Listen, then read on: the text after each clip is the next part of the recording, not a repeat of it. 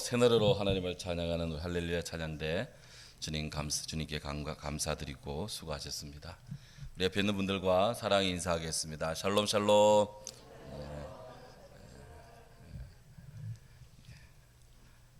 내고장 7월은 청포도가 익어가는 시절, 이 마을 전설이 주저리 열리고 먼데 하늘이 꿈꾸며 알랄이 들어와 박혀 하늘 밑 푸른 바다가 가슴을 열고 흰 돛담배가 곱게 밀려서 오면 내가 바라는 손님은 고달픈 몸으로 청포를 입고 찾아온다고 했으니 내 그를 맞아 이 포도를 따 먹으면 두 손은 한뿍 적수도 좋으련. 아이야, 우리 식탁엔 은쟁반에 하얀 모시 수건을 마련해 두렴. 우리 안동의 자랑, 또 우리나라의 그런 보배인 이육사 선생님, 이 청포도, 그 청포도라는 시의 계절인 7월을 맞았습니다. 한국교회는 이 매년 7월 첫 번째 주일을 맥주감사주일로 그렇게 지킵니다. 특별히 올해는 코로나19로 인한 사회적 고통이 시들지 않은 그런 이 삶의 정황이지만 교회가 공식적으로 하나님 앞에서 감사의 예배를 드릴 수 있어서 얼마나 감사한 일인지 정말 우리 하나님께 영광을 돌립니다. 맥주감사주일은 출애굽기 23장 14절부터 17절에 기록된 대로 출애굽 장도에 오른 주의 백성들 가나안에 들어가면 그곳에 도착한 모든 이스라엘 성도들이 지켜야 될 유월절, 맥주절, 수장절, 이 3대 절기, 이것 중에 한 절기, 바로 맥주절을 지키는 겁니다. 유월절은 일명 무교절이라고도 하는데요, 이스라엘 백성들이 430년 애굽에 종살이 하다가 하나님의 구원하시는 큰 은혜 아래 그들이 애굽을 탈출해 나오는 출애굽하는 엑소더스하는 그런 결정적 시간을 맞이합니다. 그때 하나님께서는 애굽 사람들에게, 하나님을 거역하는 그들에게 10가지 재앙 중 마지막 10번째 재앙 가운데 결정적으로 장자들, 무릇 사람이든 동물이든 첫 번째 장자는 다 그 생명을 거두는 그런 결정적 재앙을 내립니다. 그때 이스라엘 백성들에게는 양의 피를 잘라 그들 들어오는 집 문에, 기둥에, 문설주에 피를 바른 가정은 하나님의 심판하는 천사가 그냥 넘어갔다고 해서 바로 패스오버, 바로 유월, 그렇게 해서 유월절이라고 부르는 절기가 있습니다. 이 절기를 지키라. 두 번째는 바로 맥주절입니다.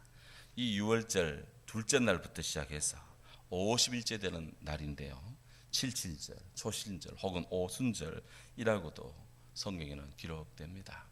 바로 이 맥주절은 출애굽을 하여서 가나안 땅에 들어간 이스라엘 백성들이 그 해에 농사를 짓습니다. 그래서 첫 번째 추수를 하는데 보리를 거두었습니다. 그 보리를 수확해서 하나님께 예배를, 감사 예배를 드린 그것을 바로 맥주절이고, 그래서 그들의 삶 속에 매년 맥주절을 지키라고 하나님이 명령하셨어요. 세 번째는 수장절 혹은 초막절이라고 하는 건데요, 그것은 광야 40년을 기념합니다. 그래서 그들은 이 절기가 되면 지금도 그들의 아파트 베란다에 혹은 공터에 천막을 치면서 일주일 동안 천막 생활을 하며 과거 그들의 조상들이 하나님의 은혜 아래 40년 광야 생활을 했던 자유를 위한 대행진을 기억하면서, 그러면서 겨울에 먹을 양식들을 비축하며 하나님 앞에 감사의 제단을 쌓는 절기가 수장절입니다. 이 세 절기는 신약의 성도들에게도 굉장히 의미 깊은 절기입니다. 유월절은 우리 어린 양 예수 그리스도, 우리 예수님의 십자가의 계절입니다. 그리고 우리가 부활절을 드릴 때가 바로 유월절, 어린 양으로 돌아가신 예수 그리스도의 십자가의 그 날과 그 일치가 됩니다. 맥주절은 성령 강림과 연관이 있고요, 수장절은 예수님 재림과 연관을 지어서 신약의 성도들은 이 절기들을 지키는데, 수장절은 오늘 우리들이 11월 셋째 주에 지키는 추수감사절과 그렇게 연동이 되어 있습니다. 말씀드린 것처럼 오늘 우리들이 교회적으로 한국 교회적으로 지키는 이 맥주절은 보리를 추수해서 하나님께 감사의 예배를 드리는 그런 절기입니다. 우리 사랑하는 성도님들께서는 이 보리에 대해서 어떤 추억을 갖고 계십니까? 저는 이 보리를 딱 생각하면 제일 먼저 딱 떠오르는 것이 보리밭이라는 그 가곡을 작사하신 박하목 선생님. 저는 그분이 딱 떠올라요. 보리밭 사이로 길을 걸어가면 네 부르는 소리 있어 나를 부른다. 나를 멈춘다. 옛 생각이 외로워 휘바람 불면 고운 노래 귓가에 들려온다. 돌아보면 아무도 보이지 않고 저녁 넓인 하늘만 눈에 자누나 하는 이 보리밭. 신학대학 다닐 때 이 박하목 선생님께 문장론이라는 이 과목을 수강을 했습니다. 보리밭 이 원작자에게 뭔가 배운다고 생각하니까 얼마나 이 가슴이 설레었는지. 성적은 그리 썩 잘 받지를 못했지만 그래도 문장론을 배울 때면 우리 보리밭 선생님 박하목 선생님 하면서 늘 존경의 눈으로 그렇게 바라보았어요. 6.25 피난길 가난하고 배고플 때 보리밭 사이로 힘들게 걸어다니던 우리나라 사람들의 애환이 고스란히 배어있는 노랫말이 너무나 가슴에 와 닿았습니다. 보리 전문가에 따르면 이 보리는 우리 한국 사람들에게 두 가지 얼굴을 가지고 있어요. 하나는 보릿고개 시절 배고픔을 달래주던 고마운 작물이고요. 또 하나는 꽁보리밥으로 상징되는 가난의 대명사였습니다. 제가 어린 시절 학교에 도시락을 싸갈 때 도시락에는 무조건 보리쌀이 들어가 있어야 됩니다. 보리쌀이 있어야 돼요.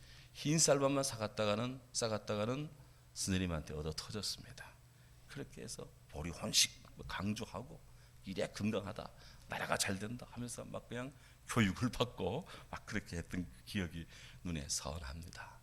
근데 1970년대 농촌 들판에 통일벼가 보급이 되면서 참 우리나라에 녹색혁명이 일어났습니다. 그래서 사람들이 더 이상 이 배가 고픈 쌀이 없어 배가 고픈 이런 배고픔에서 절대 가난에서 우리가 벗어나게 되었죠.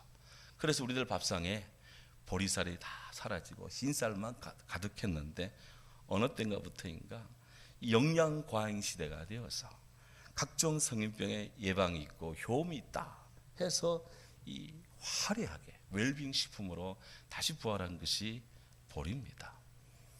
허준의 동의보감에 보면 보리는 이 오곡 가운데 으뜸이다 해서 오곡지장이라 이렇게 칭해지고 그렇게 보리의 위치가 높아요. 이 보리의 효능은요 참 여러 가지입니다. 이 섬유덩어리인데 이 보리는 섬유덩어리인데 이 변비 해소에 특효약입니다. 이 보리밥을 먹고 난 뒤 방귀가 붕붕 나와요. 지극히 정상적인 겁니다. 식이섬유가 장내 발효를 촉진해서 소화가 잘 된다는 그런 증거입니다. 방구 나올 때마다 하나님 앞에 감사하시기 바랍니다. 방구 감사해야 돼요. 이 식이섬유는 그래서 이 보리는 말이에요. 식이섬유 덩어리인데 이것이 우리 안에 이 불순물들을 뽑아내는데 장내 발암 물질들을 다 흡착을 해가지고 쫙 밖으로 내보내는데 아주 뛰어나다 그래요. 그래서 보리를 꾸준히 섭취할 경우에 대장암을 많이 예방할 수가 있다고 합니다. 뿐만 아니라 이 보리는 당뇨병, 동맥경화 등등 심혈관 질환에 아주 효과적이래요. 또 보리로 만든 빵을 만들어 먹으면 혈당이 내려가고 인슐린 수치가 감소하면서 체중 감량에도 도움이 된다고 합니다. 팔다리가 붓는 각기병 막아주고요. 장 내막에 이런 점막을 튼튼하게 해주고 그런 특별한 이런 역할이 있어요. 요즘 보리의 어린 순, 이 새싹 보리가 또 아주 한참 뜨는 건강식품인데 알코올성 지방간에 또 숙취 해소에 도움이 된다 그래요. 오늘은 무슨 보리 인문학 특강하는 것 같은데, 아마도 하나님께서는 사람들에게 이토록 좋은 보리를 주셨기에, 그것도 가나안에 정착한 이스라엘 백성들이 제일 먼저 거둔 식물이 바로 보리였기에, 하나님께서는 이스라엘 백성들로 하여금 보리를 추수해서 하나님께 감사 예배를 드리라, 그렇게 명하셨어요. 그것이 맥추절입니다. 여기 맥자가 보리 맥자입니다. 오늘 16절에 따르면 하나님의 자녀들이 맥추절을 지킴에 있어서 너가 수고하여 밭에 뿌린 것의 첫 열매를 거두어서 드리라 그랬습니다. 중요한 것은 네가 수고한 것이라는 거예요. 저는 이 말씀을 묵상하면서 이 말씀 속에 씨를 뿌리는 파종의 수고와 다 자란 이 보리 열매를 거두어 드리는 추수의 손길을 존중하시는 우리 하나님의 그 깊은 사랑을 느낍니다. 뿌리는 것, 거두는 것, 이런 일체의 모든 일, 노동을, 모든 일들을 하나님은 부정하지 않고 축복하십니다. 지극히 상식적인 이야기지만 이 세상에는 엄연히 씨를 뿌리는 파종의 7 laws, 7가지 법칙이 존재해요. 첫째, 먼저 뿌리고 나중에 거둔다. 무언가를 거두려면 먼저 뿌려야 됩니다. 두 번째, 뿌리기 전에 밭을 갈아야 된다. 밭을 갈지 않고 씨를 뿌리면 싹이 나기는 나는데 뿌리가 내리기 힘듭니다. 싹이 난 후에 밭을 갈겠다고 나서면 천하의 부질없는 어리석은 짓입니다. 그러니 뭔가를 뿌리려면 뿌리기 전에 밭을 일궈야 돼요. 세 번째, 뿌린 씨앗은 시간이 지나야 거둘 수가 있습니다. 어떤 씨앗도 곧바로 거두는 것이 없습니다. 뿌리고 한참 지나가야 돼요. 네 번째, 뿌렸다고 해서 뿌린 씨 전부가 다 과실을 맺고 열매가 되는 것은 아닙니다. 100개를 뿌렸다고 100개를 거두는 것이 아니에요. 모든 일에 성공하는 것이 아닙니다. 세상에서 나를 좋아하는 사람이 70%만 되면, 열의 7만 되면 그는 성공한 사람이라 그래요. 그래서 내가 뿌린 모든 종류를 다 거두었다고 우리가 낙심할 것이 아니다. 다섯 번째, 분명한 사실, 내가 뿌린 것보다 더 많이 거두게 됩니다. 여섯 번째, 종두득두, 콩 심으면 콩이 나고 팥 심으면 팥이 나요. 뿌린 대로 거둡니다. 성경 말합니다. 스스로 속이지 마라. 하나님은 업신여김을 받지 않으신다. 사람이 무엇으로 심든지 심는 대로 거둔다. 자기 육체를 위하여 심는 자는 육체를 거두고 육체로부터 썩어질 것을 거두고 성령을 위하여 성령 안에서 성령을 심는 자, 거룩한 것을 심는 자는 성령으로부터 영생을 거둔다. 그랬어요. 우리가 일생토록 주의를 맡고 특별한 교회 일에 어떤 것에 특별한 헌신을 하고 특별하게 섬겨나가는 것은 다 이런 영적인 법칙이 여전히 유효하기 때문에, 날마다 그것을 우리 인생 속에 매일매일 매년 거두고 있기 때문에, 체험하는 일이기 때문에 하나님 앞에 드린 것에 공짜가 없다는 것을 저는 몸으로, 모든 기독인들은 다, 신앙의 사람들은 고백되는 일입니다. 일곱 번째, 종자는 남겨두어야 돼요. 아무리 없어도, 아무리 배고파도 내년에 뿌릴 씨앗, 종자는 남겨두어야 됩니다. 그래야 미래가 있습니다. 하나님은 눈물을 흘리며 씨를 뿌리는 사람들, 그들에게 기쁨으로 거두게 하십니다. 울며 씨를 뿌려나가는 자는 반드시 기쁨으로 그 곡식단을 가지고 돌아올 것이다. 성경이 보증하고 약속하는 것입니다. 예레미야의 증언에 따르면 우리 하나님은 일을 행하는 여호와, 그것을 지어 성취하는 여호와, 그 이름을 여호와라는 분이십니다. 그분이 뭘 요구하실까요? 너는 내게 부르짖으라. 내가 내게 응답하겠고 너가 알지 못하는 크고 비밀한 일을 내게 보이리라. 주님은 우리들에게 여러 가지를 요구하는데요, 너는 내게 부르짖으라 그랬어요. 지금은 부르짖어 기도할 때입니다. 늘 기도해야 되지만 더더욱 그럴 때인 것입니다. 어쨌든 이렇게 주님 앞에 기도의 눈물의 기도를 드리고 헌신과 예배와 모든 것을 드리면 다 인생의 씨를 뿌리는 겁니다. 오늘 뿌린 것은 내일 거두고 지금 뿌린 것은 다음에 거두고, 이 땅에서 뿌린 것은 주님 나라에서 거두고, 내가 뿌린 건 내 자녀들이 거두고, 하나님 앞에는 그냥 썩어지는 것이 없다. 썩어질 때 30, 60배, 100배의 열매와 결실과 축복이 있습니다. 이것이 하나님께서 만드신 창조의 법칙이고 섭리의 법칙이고, 하나님 나라에 이루어질 때까지 계속적으로 이 땅에서 이루어지는 이 하나님이 설정한 법칙입니다. 이 법칙이 유사일에 깨진 적이 없어요. 그래서 우리 예수님이 말씀합니다. 내 아버지께서 일하시니 나도 일한다 그랬어요. 오늘 우리들은 주님 앞에 어떤 모습으로 서 있습니까?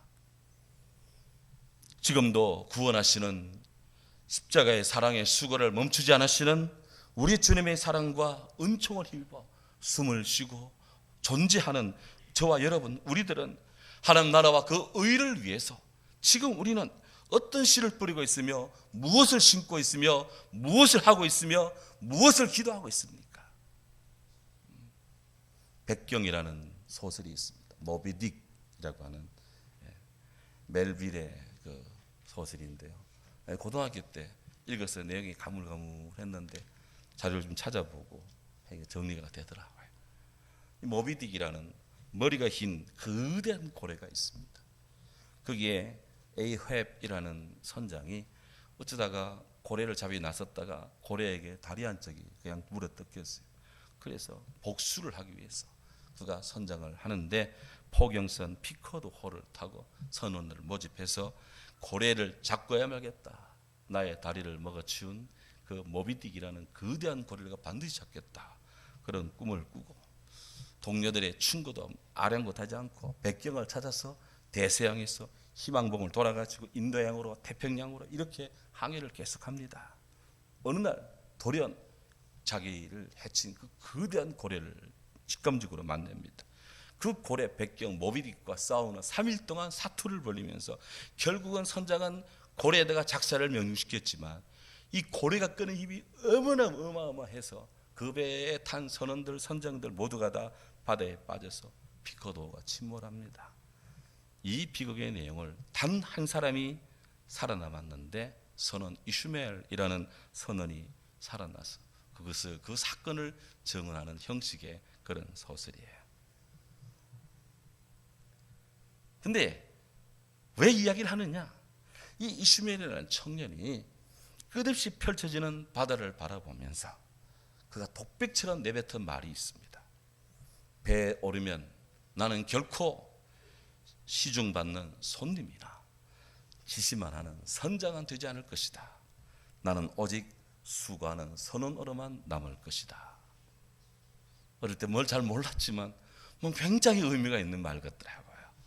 그렇습니다. 인생이라는 막막한 바다에 운명이라는 거센 파도도 오로지 바로 수고하는 선원들의 그 피땀 어린 손에 밧줄이 벗겨지는, 이 밧줄로 인해 손이 벗겨지는 그런 고통의 노고가 있을 때 그 배가 폭풍우를 뚫고 그리고 목표 지점을 가는 것처럼 그 결정적 수고를 선원이 한다 이거예요. 바로 백경에서 이슈멜이 끝까지 나는 선원으로 남고 선원으로 일하겠다. 평범한 일에 묵묵히 노력하는 사람이 있기 때문에 손님도 있고 그리고 선장도 있는 것이고, 오늘 우리가 하나님의 이 포도원에, 주의 이 보리밭에, 주님의 이 일터에서 우리가 어떤 모습으로 서야 될까? 배에 돈을 내고 타는 선원의 이 성적의 모습일까? 아니면 이렇게 하라 저렇게 하라 우로 싶도 좌로 싶도 이야기하는 선장의 위치일까? 이슈멜이 고백하는, 그리고 그렇게 전언하는 것처럼 선원의 마음, 하나님의 나라가 어떤 자들에서 이루어질까? 이름 없이 빛도 없이 눈물을 흘리며 땀을 흘리며 주의 재단에 엎드리고 기도하고 섬기고 일터에서 그리스도의 정신으로 일하고 이런 자들에 의해서 하나님 나라가, 우리의 삶이 일구어지는 거 아니에요? 그래서 하나님께서는 네가 수고하여 밭에 뿌린 것에 첫 열매를 거두어 그것을 하나님께 바치라, 그렇게 말합니다. 저는 성도님들이 드린 헌금을 재정장로님 한 주일마다 말씀할 때 제가 사인을 하면서 같이 기도하며 이렇게 수고하는 우리 성도들의 그 헌신과 그 눈물의 기도, 그 땀의 기도를 하나님 받으시고 축복하시라고. 얼마나 감사한 일입니까?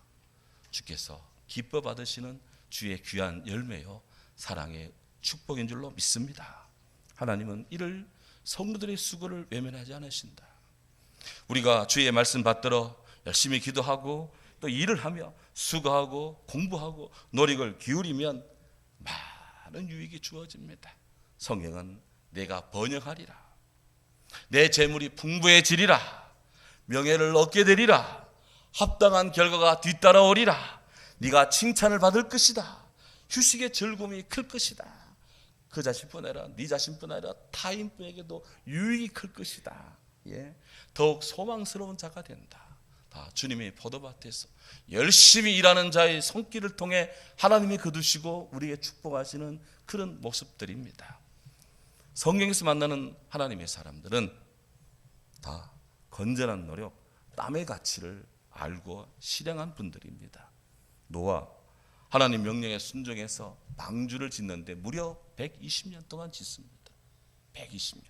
여기 120년 동안 하나님이 명령할 때 방주 그렇게 지을 분 몇 분이나 계실까요? 노아는 120년 동안 누가 알아주든 알아주지 않든 방주를 짓습니다. 헛된 감정적 다툼을 피하기 위해서 계속해서 뒤로 물렀으며, 그러면서도 그런 우물을 계속해서 팠던 이삭을 기억합니다. 아브라함의 아들이 그냥 아브라함 아들이 아닙니다. 이삭은 그런 인격의 사람입니다. 비록 외삼촌 집이지만 약속을 지켜서 성실하게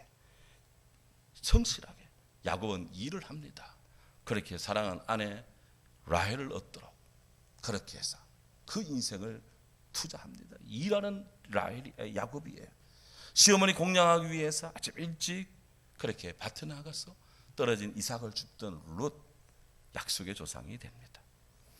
친구 다윗을 구하기 위해서 최선의 노력을 다하는 왕자 요나단, 그 또한 자신의 그런 위치를 누리지 않고 하나님의 뜻을 알기에 그가 왕이 되려지 않고 다윗에게 왕이 될 수 있도록 다윗의 생명을 번번이 구해줍니다.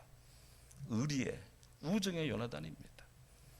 무너져가는 나라를 구하기 위해서 최선을 다해서 낮밤으로 그렇게 기도했던 히스기야, 온갖 어려움을 극복하고 끝내 예루살렘 무너진 성벽을 재건하는 데 성공하는 느헤미야, 그 자신도 열심히 일을 했습니다. 한 손에는 창을 잡고 한 손에는 돌을 쌓으면서 그렇게 성벽을 구축했습니다. 그가 총독이었는데 말이에요. 주인이 맡긴 일을 힘써합니다. 이윤을 남깁니다. 5달란트 받은 자는 5달란트 남기고 2달란트 받은 자는 2달란트를 남깁니다. 주님은 그 충성된 종을 축복합니다. 주인이 맡긴 일을 열심으로 감당했던 그런 착하고 충성된 종을 우리 예수님 기억하십니다. 자기 자비량으로 그렇게 해서 천막을 만들고 최선을 다해서 때를 얻든지 못 얻든지 온 땅에 복음을 전하고자 수도 없는 길을 걸었던 바울, 그 역사의 열매가 오늘 유럽과 온 세계에 복음이 전거된 것 아니에요. 이들은 다 한결같이 맡겨진 일을 등하지 않았습니다. 다 자기 손으로 힘을 다해 일했습니다. 자원해서 일했습니다. 즐거운 마음으로 일했습니다. 규모 있게 일했습니다. 협력하여 세상 속에서 하나님의 영광이 드러나도록 그들의 삶을 관제처럼 그렇게 드렸습니다. 그러니 그들의 인생이 하나님 앞에서 흡족한 열매를 맺고 훌륭한 열매를 맺고 많은 후대 크리스찬들에게 그들은 롤 모델이 되고 큰 바의 얼굴이 되고 배우고 싶고 따르고 싶은 그런 영적인 거목들이 되는 거예요. 중요한 것, 바로 주께서는 지금도 저와 우리 사랑하는 성도님들, 우리들의 손길로 주의 일 감당하기를 원하십니다. 뭔가 일을 한다면 제일 먼저 나오는 말이 뭘까요? 교회가 이런 일을 해야 되는데, 이런 걸 처리해야 되는데, 여러분 입에서 나오는 제일 먼저 나오는 말 누가 처리지? 그겁니까? 제가 할게요.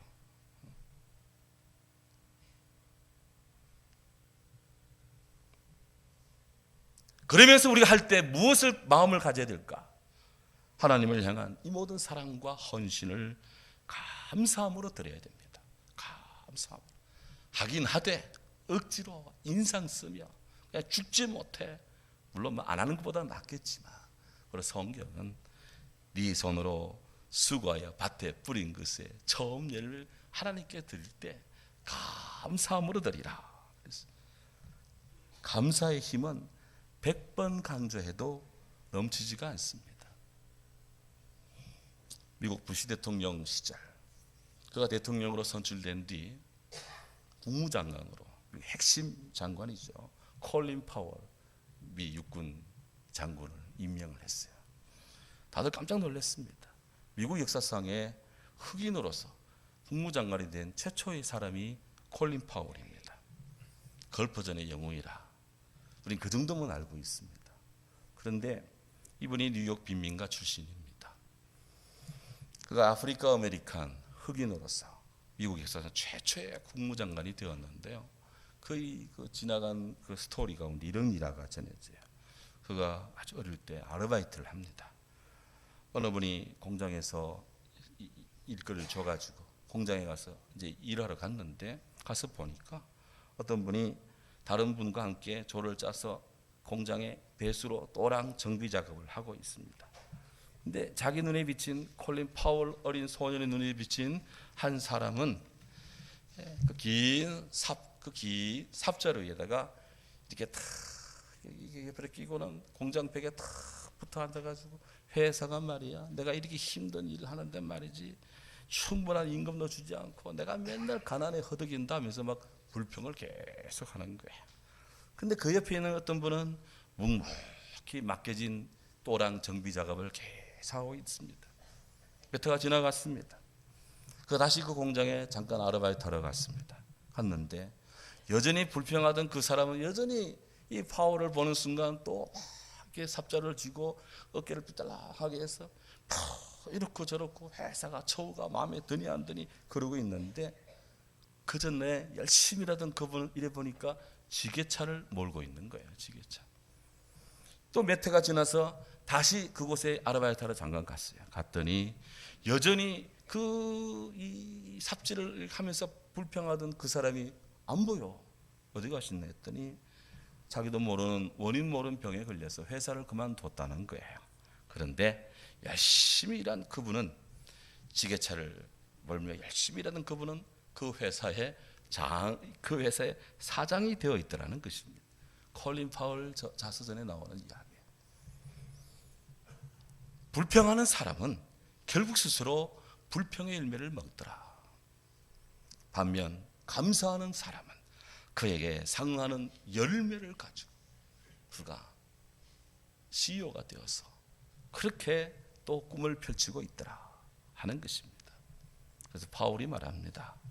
감사는 상응하는 열매를 가져오고 그 자체로 우리의 행복을 증진시킵니다. 행복은 결국 감사에 비례합니다. 유명한 이야기를 하나 했어요. 우리가 삶을 살아가면서 정말 희망의 언어가 있다면, 하나님이 우리에게 명하고 또 주신 언어가 있다면 감사라는 언어다.